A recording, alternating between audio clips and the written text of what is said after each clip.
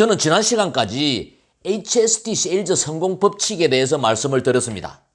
영업은 제품을 생산하는 제조공정하고 똑같다. 세일즈 제조공정에 투입되는 요소는 세 가지다. 헤빗, 쉽, 테크닉이다.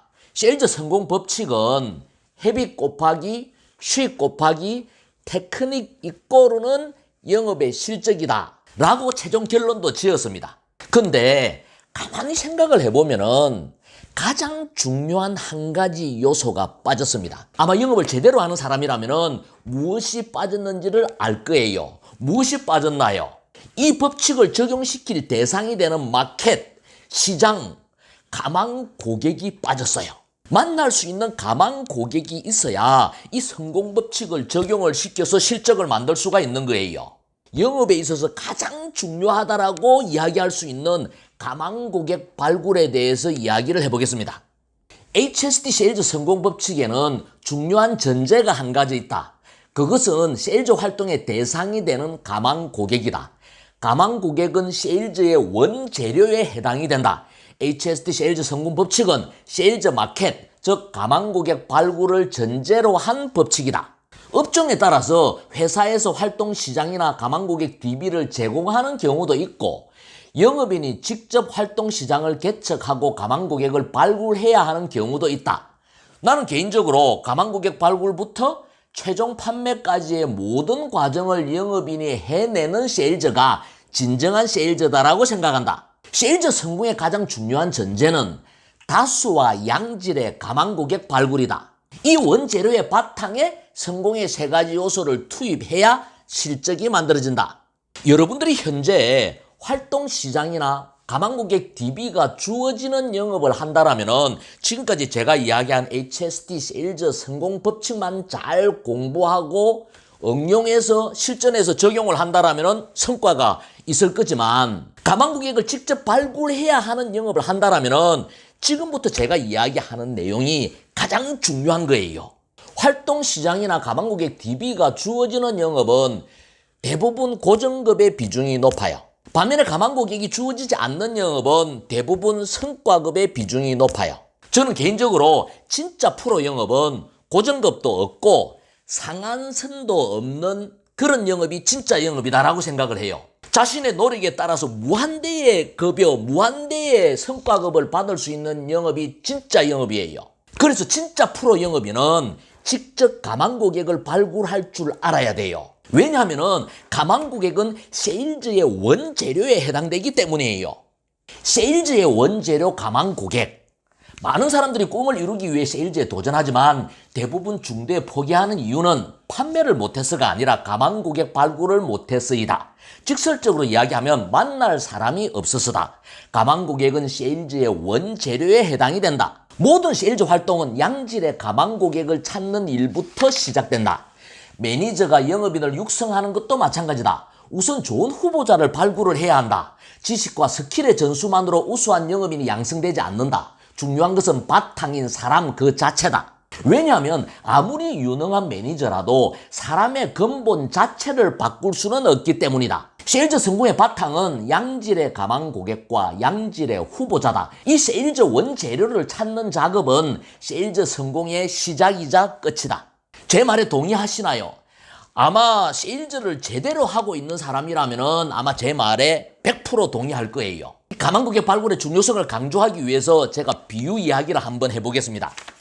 어느 집 주인이 집 부엌에 수돗물이 나오지 않아서 배관 수리공을 불렀다. 출장을 나온 수리공이 배관 라인을 쓱 둘러보더니 망치로 수도관을 탁탁탁 하고 세 번 가볍게 두들겼다. 그러자 거짓말같이 수도꼭지에서 물이 쏟아졌다. 수리공은 수리비로 10만 원을 요구했다. 집주인은 기가 막혔다. 왜냐하면 한 일이라고는 망치로 수도관을 3번 두드린 것밖에 없었기 때문이다. 주인이 너무 비싸다고 항의를 하자 수리공은 조용한 목소리로 말했다. 출장비는 2만 원입니다. 나머지 8만 원은 어디를 두드려야 물이 나오는지를 알고 있는 비용입니다.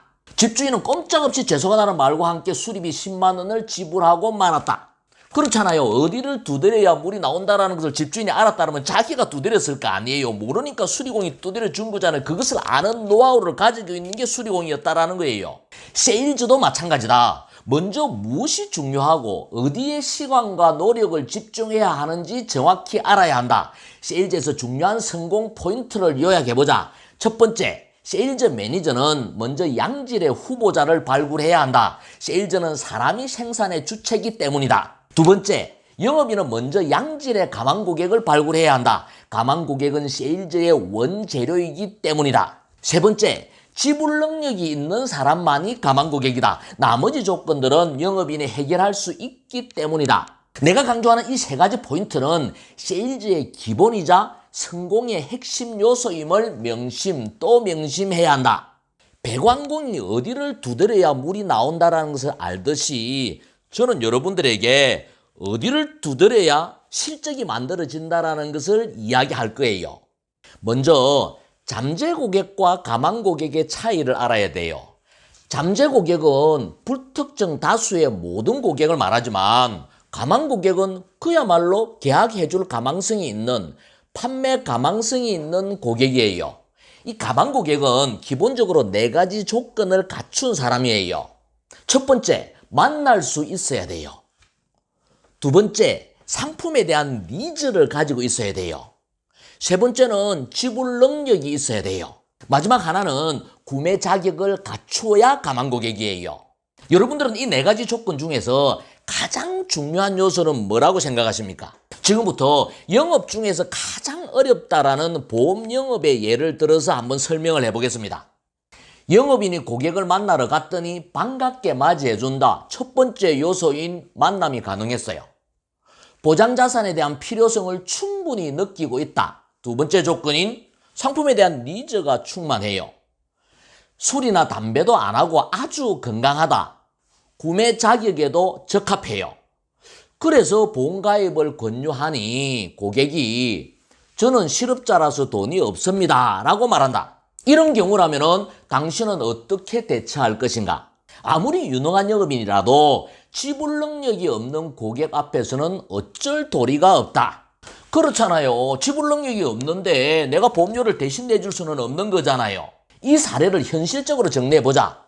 이 세상에 처음부터 문을 활짝 열어놓고 영업인을 기다리는 고객이 있을까? 입장을 바꿔서 생각을 해보라. 당신은 생판 모르는 영업인을 환대한 적이 있는가? 만약 그런 사람을 만난다면 오히려 영업인이 의심을 품어봐야 한다. 대부분의 고객은 영업인에 대해 부담감이나 거부감을 가지고 있다. 안 만나려고 하는 것이 정상이다. 하지만 영업인은 수단과 방법을 찾아서 고객에게 다가가야 한다. 마음만 먹으면 우연을 가장한 필연으로라도 얼마든지 만날 수 있을 것이다. 내가 이 가망 고객을 나의 고객으로 만들고 싶다라면 어떤 수단과 방법을 통해서라도 내가 마음먹으면 만날 수 있는 거예요. 내가 공격적으로 적극적으로 먼저 다가가면 충분히 만날 수 있는 거예요. 해결할 수 있다라는 거예요. 니즈도 마찬가지다. 처음부터 상품에 대한 니즈를 가진 고객은 거의 없다. 특히 보험 상품의 니즈는 자발적인 니즈가 아니라 마음속 깊은 곳에 내재되어 있는 비자발적인 니즈다. 쌀이나 물을 사는 것은 자발적인 니즈지만 보험은 당장 필요한 것이 아니기 때문에 니즈를 환기시키는 작업이 필요하다. 고객의 마음속에 잠재되어 있는 노후의 경제적인 안정에 대한 욕구, 불의의 사고나 질병에 대한 불안감을 현실화시켜야 한다. 논리적인 자료도 제시하고 감성적인 화법도 구사해서 니즈를 만들어내야 한다. 이도 저도 아니라면 당신같이 끈질긴 사람은 처음 봤어. 내가 졌어. 계약합시다. 라고 말하면 이것도 일종의 니즈다. 왜? 사람을 사는 거기 때문에. 고객이 영업인의 끈질긴 근성을 샀기 때문이다. 즉 니즈는 그냥 생기는 것이 아니라 영업인이 만들어가는 것이다. 그렇잖아요. 여러분들이 판매하는 대부분의 상품은 자발적인 니즈를 가진 상품이 아니에요. 자발적인 니즈를 가진 상품이라면 영업이라는 직업 자체가 생기지도 않았을 거예요. 잠재되어 있는 고객의 니즈를 끄집어내는 작업을 영업인이 해야 되는 거잖아요. 그것을 하는 게 영업인의 역할이에요. 또한 상품의 특성상 성별이나 나이, 직업, 건강 등에 따라 구매 자격이 안 될 수도 있다. 하지만 이것도 경제력과 니즈만 있다면 조건을 변형시켜서 해결할 수 있는 문제다. 계약자를 가족 명의로 해서 가입하거나 타인을 위해서 대신 구입할 수도 있다. 손자를 위해 금융상품에 가입할 수도 있고 아내를 위해 화장품을 구입할 수도 있는 것이다. 절대 해결할 수 없는 문제는 딱 하나, 지불 능력이다. 이것은 영업인의 노력으로 해결이 절대 불가능하다. 나머지 조건은 노력에 의해 충분히 극복할 수 있다. 그래서 뭐니 해도 머니다라고 이야기하는 거예요. 그래서 프로 영업인은 지불 능력만 해결되면은 나머지 세 가지 조건은 내 노력에 의해서 해결할 수 있다라고 생각하는 사람이에요. 그래서 영업인이 무엇을 하는 사람이냐? 영업인은 지불 능력이 있는 잠재 고객을 발굴해서 나머지 세 가지 조건을 하나씩 해결해 나가는 사람이다. 그래서 영업인의 활동을 한마디로 정의하자라면 영업인은 흐르는 돈을 잡으러 가는 사람이에요. 여러분들 서동요로 유명한 선화공주와 서동왕자의 러브스토리 이야기 잘 아시죠? 이 이야기 속에서 서동왕자는 영업인들에게 어떻게 가망 고객을 발굴해야 되는지를 가르쳐줘요. 선화공주는 신라 진평왕의 셋째 딸이었다. 백제의 왕자 서동은 선화공주가 예쁘고 마음씨도 곱다는 소문을 듣고 선화공주를 아내로 삼아야겠다고 결심한다. 이 순간부터 선화공주는 서동의 가망고객이 된 거예요. 서동은 가망고객이 있는 신라로 간다. 그리고 성박시장에서 아이들에게 과자를 나누어주고 서동요를 퍼뜨린다. 서동요는 선화공주가 밤마다 몰래 서동왕자의 방을 찾아간다라는 이런 노래예요. 이 노래가 대궐 안까지 퍼져서 급기야 진평왕이 알게 되고 진평왕은 어쩔 수 없이 공주를 대궐 밖으로 내쫓는다. 서동은 성 밖으로 쫓겨난 선화공주에게 다가가서 사실을 고백하고 프로포즈를 한 후에 선화공주를 데리고 백제로 돌아간다. 이후 서동은 왕이 되고 그래서 무왕이 서동왕이에요. 선화공주는 왕비가 되어서 행복하게 살아간다. 이 이야기에서 선화공주는 서동이 선택한 가망고객이었다. 만일 서동이 서동요를 퍼뜨리는 대신 유행가에 나오는 최진사댁 셋째 딸에게 구애를 하듯이 무작정 궁궐로 쳐들어갔다면 어떻게 됐을까? 아마 곤장을 맞고 쫓겨났을 것이 틀림없다. 하지만 서동은 서동요를 퍼뜨려서 상황을 자신에게 유리하게 만들어버렸다. 서동은 그야말로 최고의 영업인이었다. 여러분들 이 이야기 어떻게 생각하세요? 선화공주는 서동이 선택한 가망고객이에요. 서동은 선화공주에게 무조건 프로포즈를 하지 않고 서동요를 통해서 상황을 유리하게 만든 후에 프로포즈를 했어요. 만약에 이 상황을 유리하게 만들지 않고 프로포즈를 했다라면 선화공주가 수락을 했을까요? 서동은 우리 영업인들에게 영업을 어떻게 해야 되는지, 가망고객을 어떻게 만들어야 되는지를 말하고 있어요. 영업인은 일상 속에서 눈을 크게 뜨고 구매할 상황에 처한 고객을 찾아야 한다. 예를 들어서 연식이 오래된 자동차를 소지한 고객은 새 자동차를 살 확률이 높은 가망고객이다. 가족 중에 질병이나 재해를 당한 사람이 있다면 보장성 보험의 니즈가 충만한 가망고객이다. 피부가 안 좋은 고객은 기능성 화장품이 필요한 가망고객이다. 더 넓게 보면은 취직, 결혼, 출산, 이사, 승진, 상속, 퇴직 등의 상황 변화에 따라서 고객의 새로운 니즈가 만들어진다. 이 고객의 상황을 유심히 살피고 적절한 타이밍에 적합한 상품을 권유하면 판매 확률을 높일 수가 있다. 유능한 영업인은 구매 상황에 있는 고객을 찾아내고 최고의 영업인은 구매 상황 자체를 만들어내는 사람이다. 눈을 크게 뜨고 여러분들 주위에 구매 상황에 처해 있는 고객을 찾아보시기 바랍니다. 더 나아가서는 여러분들이 고객의 구매 상황을 만들어 보시기 바랍니다. 구매 상황에 처한 고객에게 적합한 상품을 권유한다면 당연히 판매 확률이 높은 겁니다.